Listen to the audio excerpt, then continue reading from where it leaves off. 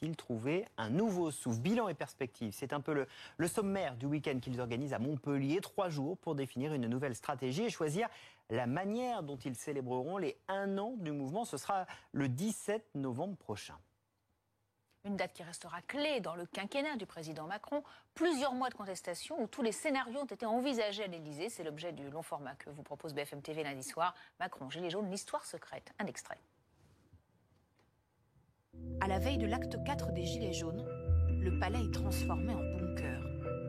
Pour arriver, y compris nous-mêmes à l'Élysée, c'est un parcours du combattant. Il faut prévenir en amont, arriver à 2 checkpoints, montrer ses badges, se faire accompagner par des forces de sécurité pour traverser des avenues complètement désertes. Donc c'est particulier et c'est pas anodin. On n'a jamais vécu ça. La sécurité de l'Élysée envisage tous les scénarios, même l'exfiltration du président par hélicoptère en cas d'attaque du palais. Il y a des informations qui circulent selon lesquelles les plans des égouts du quartier autour de l'Élysée circulent sur Internet et que donc le palais présidentiel pourrait être l'objet d'une attaque de la part d'assaillants gilets jaunes par les égouts. On demande aux collaborateurs du président de vider leurs ordinateurs, de vider tous les documents confidentiels qu'ils auraient pu laisser, soit dans leur machine, soit dans leur bureau. Il y a des conseillers du président qui clairement craignaient pour leur vie. Et d'ailleurs, il y a beaucoup de conseillers qui se sont mis à paniquer pendant la semaine qui précède à la manifestation du 8 décembre et qui ont sollicité le chef de cabinet, directeur de cabinet pour dire mais qu'est-ce qui va se passer? Est-ce que je peux bénéficier d'une protection policière? Les Gilets jaunes veulent se relancer pour le premier anniversaire du mouvement le 17 novembre. Ils misent aussi sur la grève du 5 décembre pour revenir sur le devant de la scène, même s'ils reconnaissent que la convergence a ses limites. La convergence se fait avec les syndiqués, mais le problème, ce sont la direction syndicale. Ça fait beaucoup d'années qu'elles n'ont pas obtenu grand-chose et peut-être qu'elles font partie du statu quo en fait.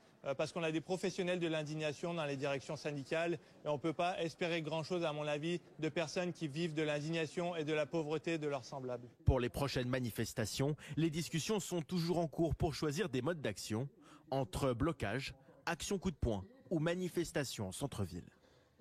Et lundi, notez ce rendez-vous exceptionnel, l'enquête BFM TV, Macron, Gilets jaunes, l'histoire secrète, un long format de 52 minutes qui retrace les coulisses de la gestion de cette crise à l'Élysée. Émission présentée par Bruce Toussaint. 2 nouveaux chiffres ce matin viennent illustrer la violence des affrontements police-manifestants durant cette crise des Gilets jaunes. La revue britannique The Lancet a mené une enquête auprès des CHU français depuis le début 2019. 15 personnes ont été blessées à l'œil par un lanceur de balles de défense en France. 25 cas recensés en 2018 contre un seul cas signalé en 2017 pour Philippe Deveu, l'avocat de Jérôme Rodriguez, blessé lui-même à un œil. C'est une enquête salutaire. On n'est pas surpris du tout par ces chiffres, puisque ce sont des chiffres qu'on annonce depuis longtemps, mais il faut que ce soit une enquête étrangère, britannique, qui fasse remonter la vérité et ouvre les yeux au grand public, et surtout du déni des violences d'État faites par le gouvernement, qui sont niées par ces violences, qui sont niées évidemment par le ministre de l'Intérieur et aussi le président de la République. C'est très dur de perdre un œil. Ça implique évidemment des conséquences morales et physiques. C'est très dur de perdre un œil. Ça implique évidemment des conséquences morales et physiques. Eh bien justement, maître, il a une capacité de récupération incroyable, votre client. Prenons exemple sur cet article des Inrecuptibles. Il est daté du 27 janvier, 11h du matin. Jérôme Rodrigue, touché à l'œil le 26 janvier. Il donnait déjà des interviews.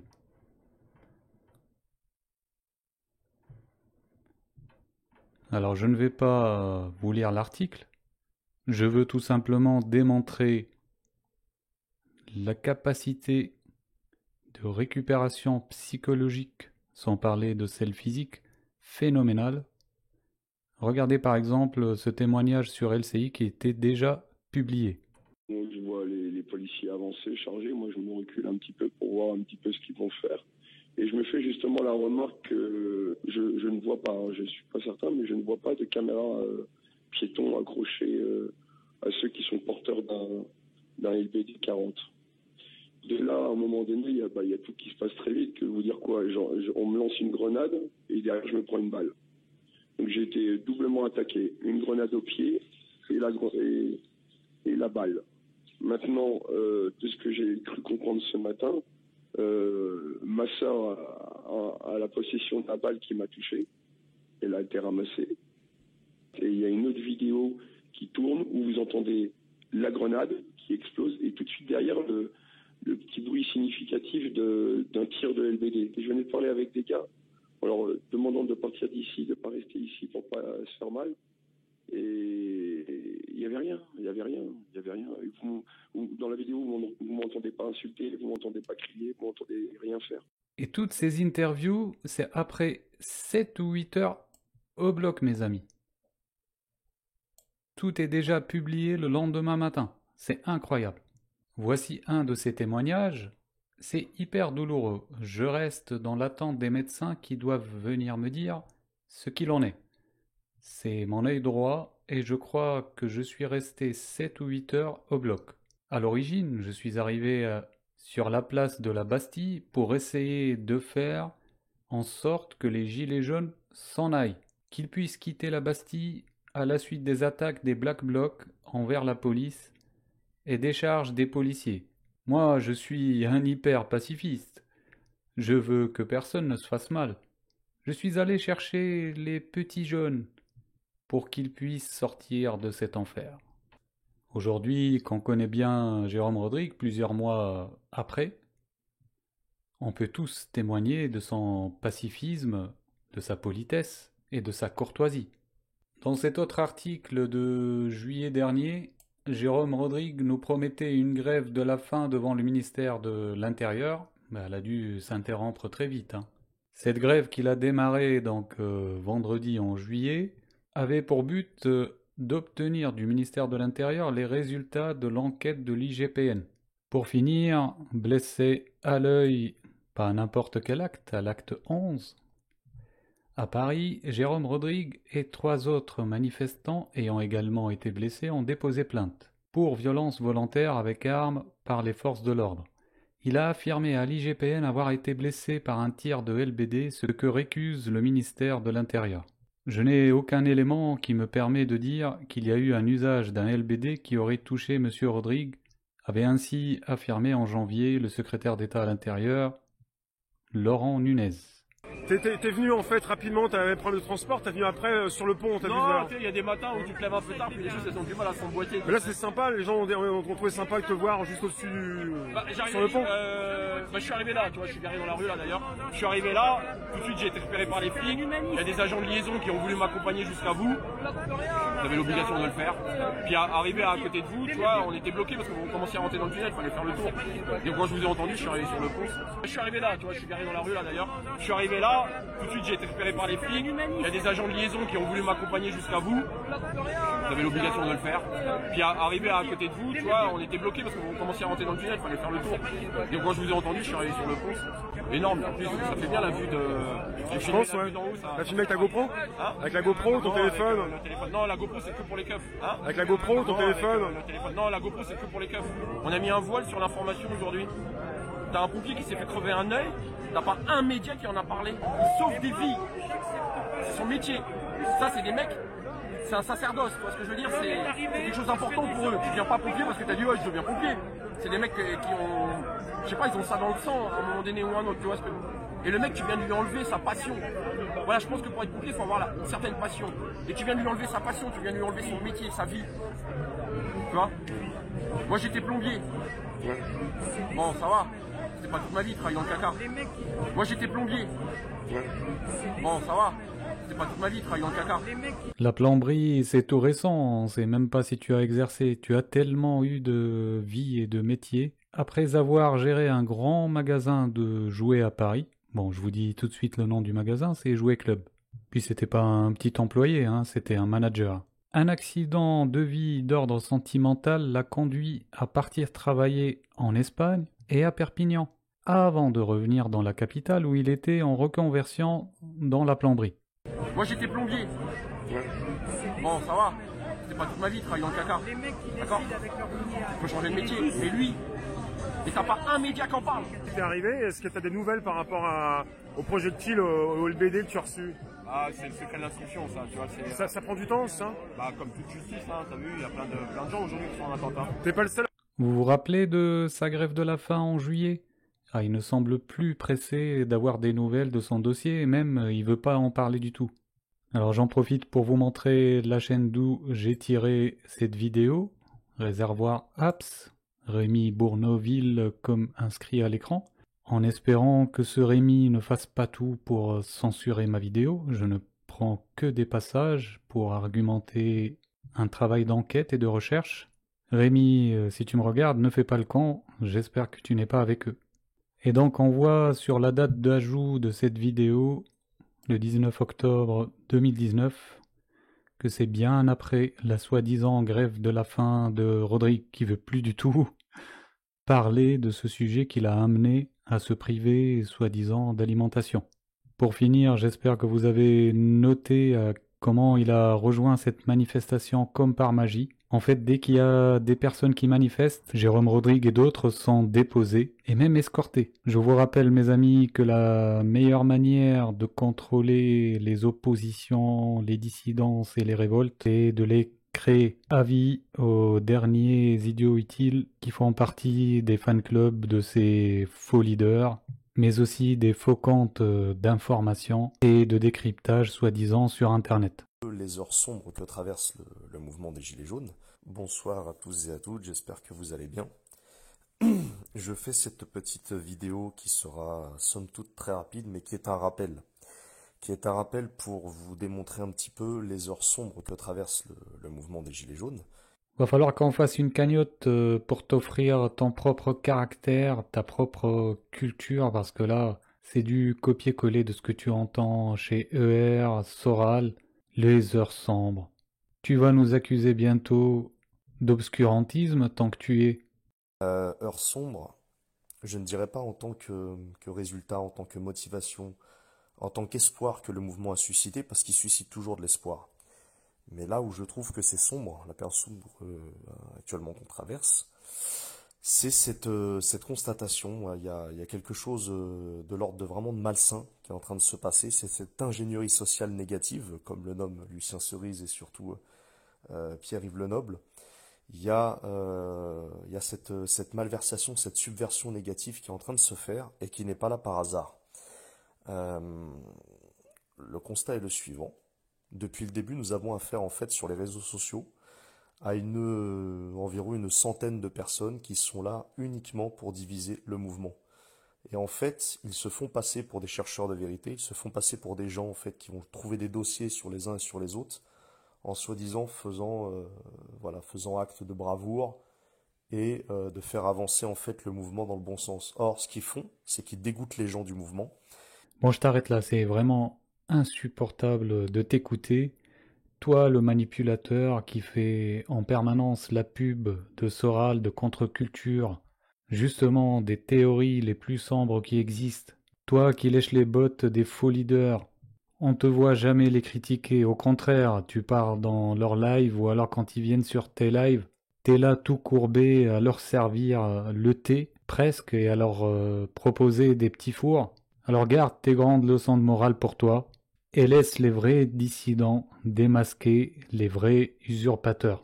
Franchement, dire que le mouvement a capoté non pas à cause des faux leaders et des gens comme toi qui les soutiennent, en plus t'en fais partie des faux leaders, hein, malgré que tu dis que t'es juste un soldat de quoi? On sait toujours pas. Tu ne réponds pas sur le fond, sur ton organigramme de ton groupe, et dire que le mouvement n'a pas capoté à cause de vous, mais à cause de ceux qui vous critiquent et qui ont démasqué beaucoup d'entre vous, démontre que tu es dans la même posture que ces faux leaders.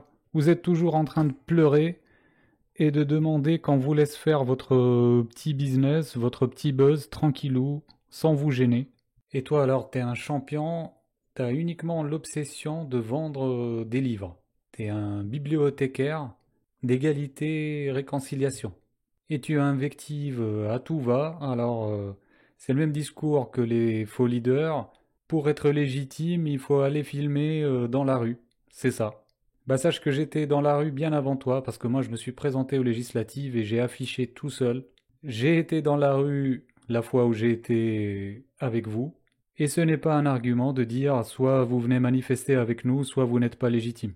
Aller dans un nid à crabes, manifester avec des acteurs de l'ingénierie sociale, des services de l'État et quelques bonnes personnes de bonne foi, non seulement c'est très risqué, on voit ce que ça a coûté à beaucoup malheureusement, mais en plus c'est suicidaire d'envoyer tout le monde en même temps au casse-pipe. Alors au lieu d'insulter, d'être vulgaire, et en même temps de te dire humble et donner des leçons de morale et de spiritualité à tout va, dis-nous exactement d'où est partie cette idée des gilets jaunes constituants et qui il y a autour de toi.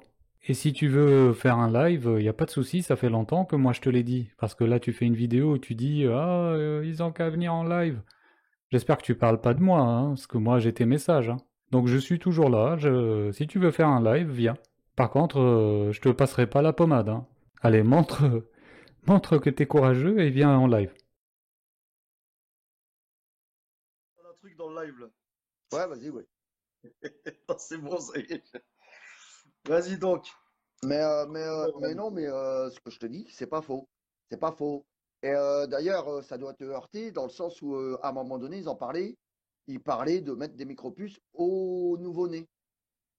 Oui, ça, Eh c'est ben, vrai. Ça, c'est eh sérieux, ben, c'est vrai. bon, eh ben, alors, réalise et réfléchis. Comment veux-tu mettre une micropuce à un nouveau-né? Si ce n'est lui faire ingérer. Oui. Bon, après, par les vaccins. Hein. La puce érifidée, ça peut être aussi fait par les vaccins. Hein. Comment vas-tu? Bah, moi, ça va, nickel. Je te suis depuis le début. Alors, moi, je t'ai connu par la chaîne Génial. Et je t'ai connu, je suis Égalité et Réconciliation. Et c'est eux qui t'ont relié. C'est comme ça, voilà. Donc, tu es sur la même ligne qui, on va dire, entre nous, on Plus ou moins. s'attaque il faut attaquer la TIC pour enlever le problème. Voilà, il faut s'attaquer à la TIC. Maintenant, voilà, j'ai quelques questions sur la Nouvelle-France.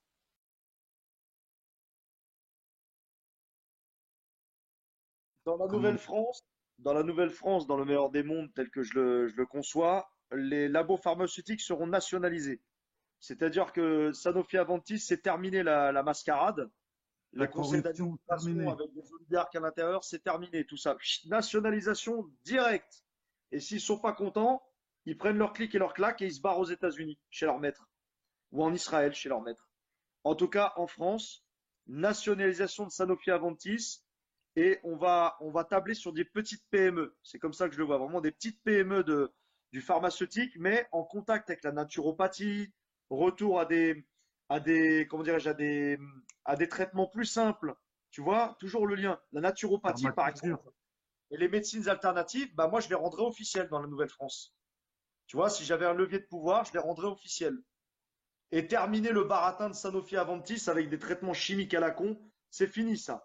Ensuite, glyphosate interdit, mais pour interdire le glyphosate définitivement, faut que Monsanto dégage.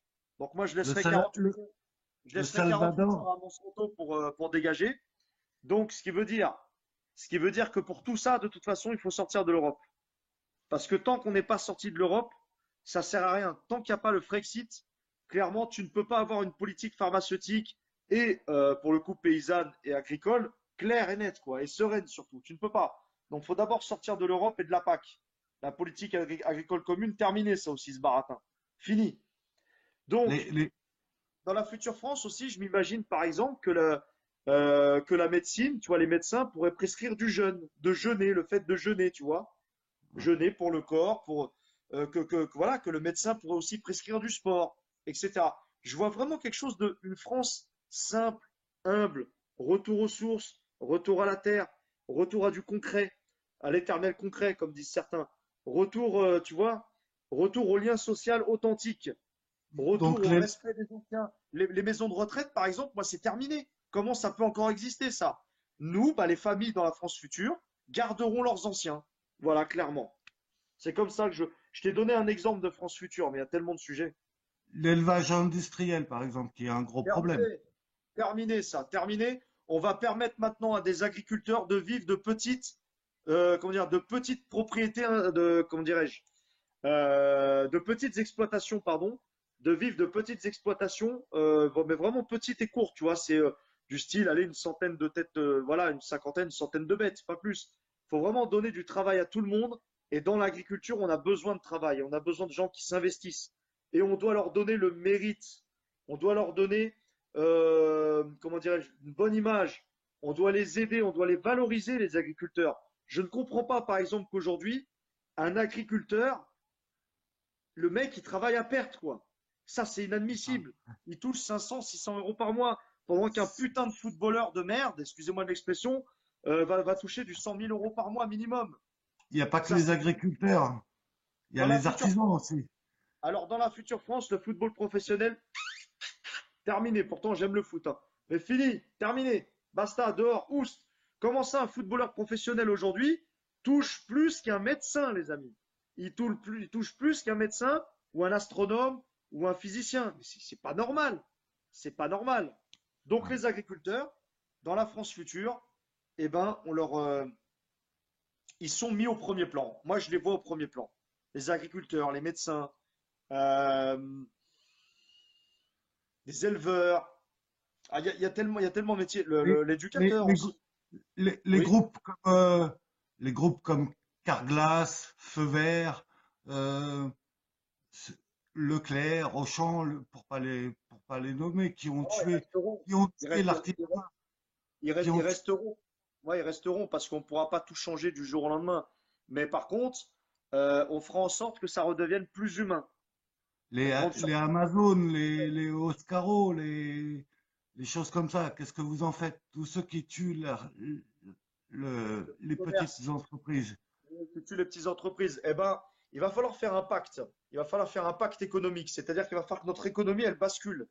Je ne sais pas comment, parce que moi, je ne suis pas spécialiste de ça, mais il faudrait que l'économie réellement bascule. C'est-à-dire, les multinationales, c'est terminé ça. On ne peut pas permettre dans la France future, par exemple, d'avoir une mainmise, un oligopole, ce qu'on appelle un oligopole, c'est-à-dire la mainmise de 4 ou 5 grosses entreprises et qui fout tout en l'air à l'économie. Ça, c'est fini, ça.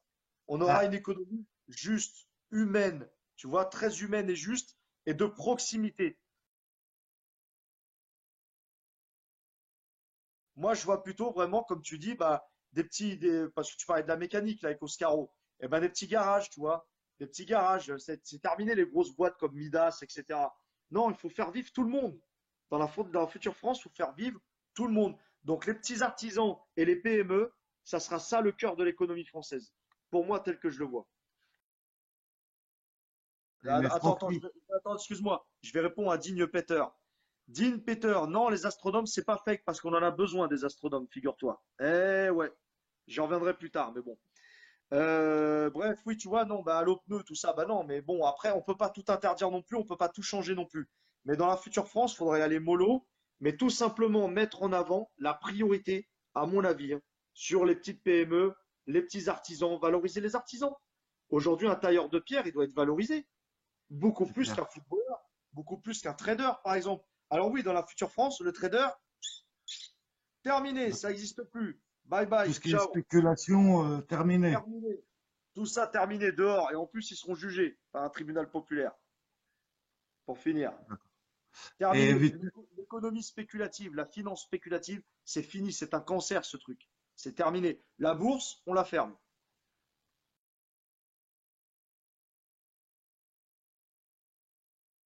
Attends, tu m'en apprends une bonne là. En Israël, il n'y a pas de vaccin? Non, il n'y a pas de vaccin en Israël.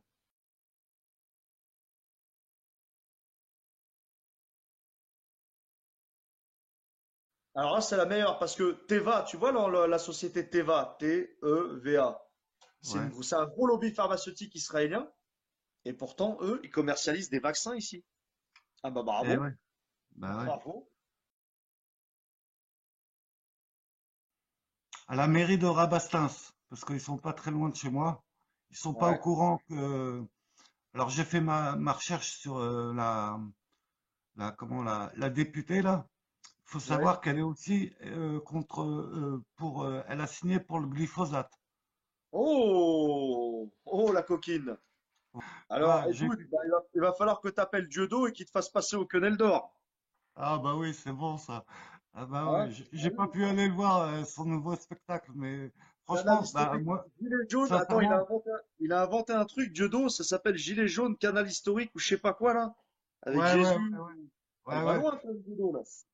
Parce que le mouvement des Gilets jaunes, pour moi, c'est le 17 novembre. C'est maintenant devenu le canal historique, comme on l'appelle.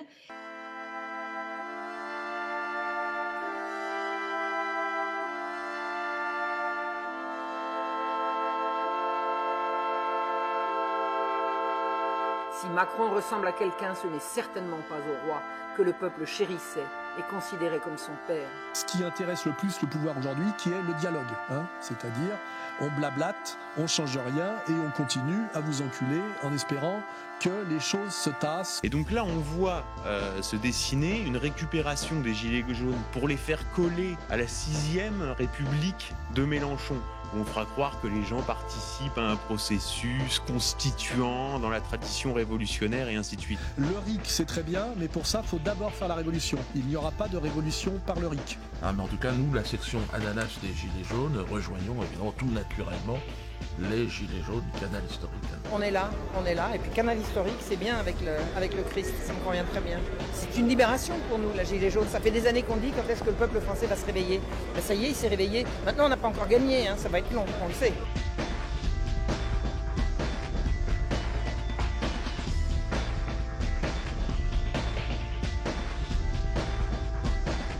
Parce que le mouvement des Gilets jaunes, pour moi, c'est le 17 novembre. C'est maintenant devenu le canal historique, comme on l'appelle. Dieudo, ça s'appelle Gilet jaune, canal historique ou je sais pas quoi là. Avec Ouais, Jésus. ouais. Et pour en débattre, nous sommes avec Jacqueline Moureau, fondatrice du parti Les Émergents, ancienne figure des Gilets jaunes, qui a claqué la porte de ce mouvement. Vous êtes donc en direct avec nous, Jacqueline Moureau, merci d'être avec nous. Sur ce plateau, dans nos studios à Paris, Sophie Tissier, coordinatrice de Gilets jaunes, déclare ta manif, le mouvement donc. Merci d'être avec nous. Alors première question déjà sur le diagnostic, parce qu'on entend tout et son contraire. Est-ce que pour vous, le mouvement est-il à bout de souffle, Sophie Tissier? Il est loin d'être à bout de souffle, très loin. Il y a énormément de choses qui se préparent, beaucoup de gens qui, on va dire, se préparent, mais qui aussi ont repris un peu en main des choses plus structurellement. Il y a eu un épuisement forcément à un certain moment, au moment de l'été. On voit qu'il y a plus de 9,4 millions de pauvres. On a vu les chiffres qui sont sortis la semaine dernière. On est loin d'avoir envie de raccrocher le gilet, je vous le dis. Il y a beaucoup de gens qui sont prêts, qui sont en train de se préparer. C'est un groupe de pression. Voilà. Ça peut pas être un mouvement étant donné qu'il se réduit à peau de chagrin aujourd'hui. Il faut différencier ce qu'est le mouvement des Gilets jaunes de porter un gilet jaune. Parce que le mouvement des Gilets jaunes, pour moi, c'est le 17 novembre. C'est maintenant devenu le canal historique, comme on l'appelle. Et porter un gilet jaune, ça veut dire être dans une certaine contestation. Alors je pense que sur le fond, on est d'accord, je suis d'accord avec Sophie Tissier, que beaucoup de choses ne vont pas bien dans ce pays. Sur la forme, continuer à manifester dans la rue, pour moi, c'est totalement contre-productif. Alors avec... Parce que clairement, les complotistes, aujourd'hui, enfin, fut un temps, avaient besoin de rentrer dans la mouvance dissidente. Et dans cette dissidence, il fallait que ça se structure. Il fallait des mouvements, des groupes, des personnalités. Et comme tu le sais, il faut toujours des leaders, entre guillemets. C'est une question, voilà, c'est un débat, ça.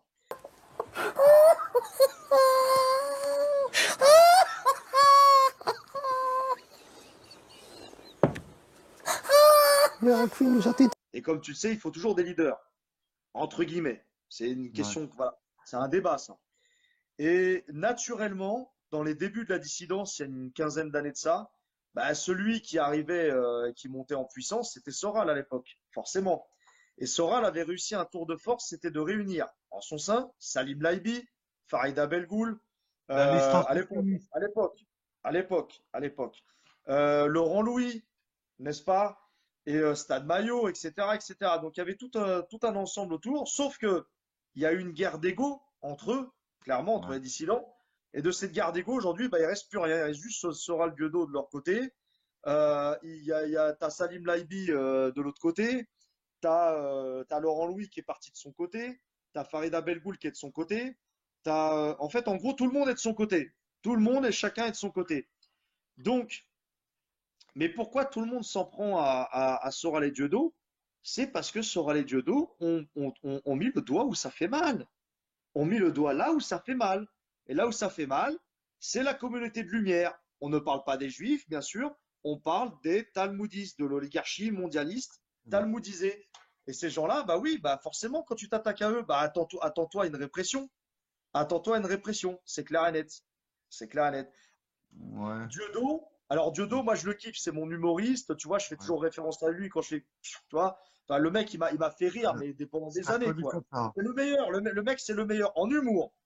Mais par contre, je trouve qu'il ne devrait pas sortir de l'humour. Il doit rester dans l'humour. Faut qu'il continue à nous faire rire, c'est ce qu'il sait faire, et il le fait très bien. Mais par contre, il faut pas qu'il sorte de ça. Tout comme Soral. Soral, des fois, il s'aventure trop à juger les gens, alors que c'est dommage parce qu'il est bon, Soral.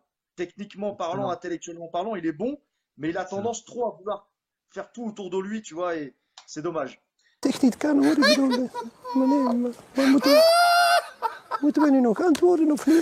Mais là où je trouve que c'est sombre, la période sombre actuellement qu'on traverse, c'est cette constatation. Il y a quelque chose de l'ordre de vraiment de malsain qui est en train de se passer. C'est cette ingénierie sociale négative, comme le nomme Lucien Cerise. Moi, dans la dissidence actuelle, j'ai deux penseurs. C'est Youssef Indy et Cheikh Renan Hossein. Voilà. C'est mes deux références par rapport à l'eschatologie notamment. Et après, bon, il y a de tout. Il y a du Lucien Cerise, il y a du Plaquevent. Désobéissance civile, voilà. La désobéissance civile, oui, c'est un concept, la désobéissance civile. Hein. Tout ce qui est économie, apprendre à ne pas se résigner.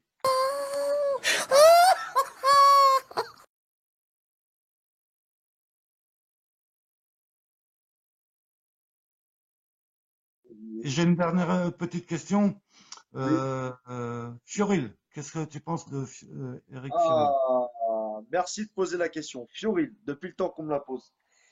Alors, Fioril, il a eu une idée intéressante quand il a lancé le mouvement du 14 juillet en 2014. Ouais. Il a eu une idée intéressante, c'était d'aller à la cause du problème. Comme Chouard, comme Étienne Chouard l'a fait, ou comme Yves Chouard aussi. Pareil, la cause du problème, c'est peut-être la Constitution. Lui, Fioril, pense qu'il n'y a plus de Constitution depuis longtemps. Il n'a pas tort sur le fond. Et il pense avoir créé un organe juridique qui s'appelle le Conseil national de transition, le CNT. Ouais. Le CNT, c'est bien en soi. Moi, je suis pour. Hein. D'ailleurs, les Gilets jaunes constituants, nous, on veut créer un gouvernement de transition. Mais on ne veut pas l'appeler CNT parce qu'on a nos raisons. C'est des raisons conceptuelles, enfin, voilà. Mais moi, pour moi, Éric Fioril, il a ciblé de vrais problèmes, mais la solution qu'il propose n'est pas viable. N'est pas viable. Il faudrait en fait qu'il ait une réelle légitimité pour son CNT. Et la seule légitimité pour son Conseil national de transition, c'est d'abord une constitution digne de ce nom. Et c'est cette constitution-là qui va être réécrite avec le peuple au niveau des communes, où le Conseil national de transition pourra avoir une assise claire. Mais tant qu'il n'y a pas ça, je vois pas comment il peut faire son CNT. Je l'avais dit la dernière fois, c'est pas un dieu, hein, c'est pas une idole, c'est pas je sais pas quoi, c'est juste un intellectuel parmi d'autres. Mais il a fait un bon travail, il faut le reconnaître. Voilà, ça c'était pour Étienne Chouard.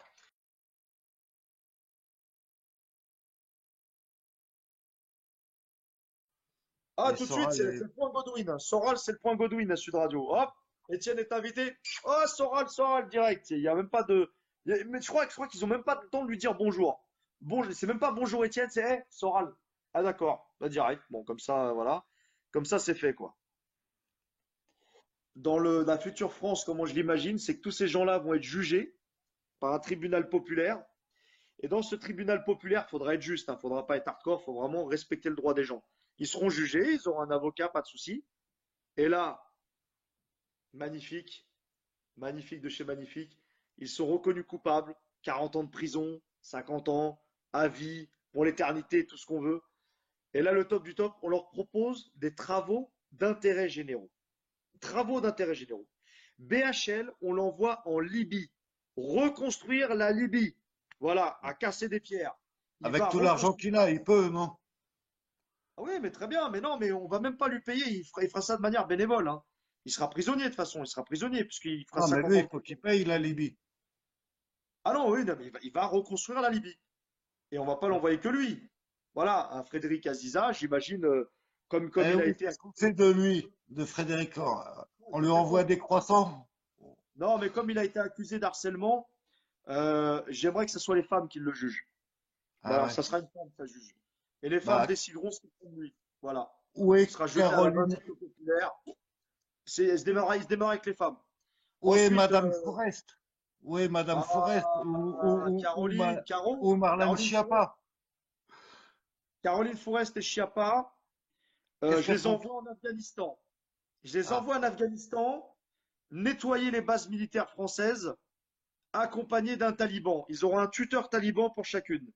C'est-à-dire que Caroline aura Mollah Omar avec lui, qui sera son tuteur. Il lui mettra des bonnes gifles. Elle portera la burqa, elle fermera sa bouche et elle fera ce qu'on lui demande. Elle va nettoyer toutes les bases françaises militaires. Et une fois que c'est fini, on la renvoie en France et en prison. Pour Elisabeth Lévy, là c'est autre chose. Elisabeth Lévy, là c'est... Elisabeth Lévy, j'ai pas réfléchi encore. J'ai pas réfléchi. En tout cas, BHL, direct en Libye, lui. Il faut même pas chercher midi 14h. Et encore mieux, mon ami, on fera un tirage au sort chaque année. Et il y aura un, comment dirais-je, il y aura un heureux citoyen qui aura la chance d'avoir BHL comme femme de ménage chez lui. Voilà, on va tirer au sort et hop, tu vois, ça peut tomber. Ça peut tomber sur toi, tu vois, le lendemain, ah, ça y est, BHL, il a été tiré au sort, il va nettoyer tes chiottes. Ah ouais. T'as une idée? C'est une idée. C'est une idée. Donc voilà, tous ces gens-là, en gros, c'est prison, tribunal populaire, travaux d'intérêt généraux pour toute la vie. Allez hop, terminé. Merci à tous. Ces lives-là ne peuvent pas bien se passer sans vous. C'est vous qui le faites, ce live. Moi, je ne suis que l'animateur. Donc, c'est vous qui donnez du contenu. Merci à tous. Donc, les amis, je vous donne rendez-vous à la semaine prochaine. Soyez nombreux, passez le message. Et je te laisse le mot de la fin, mon avis. Qu'est-ce que les constituants ils disent? Montez des équipes, bande de branleurs. Voilà, montez des équipes, bande de branleurs.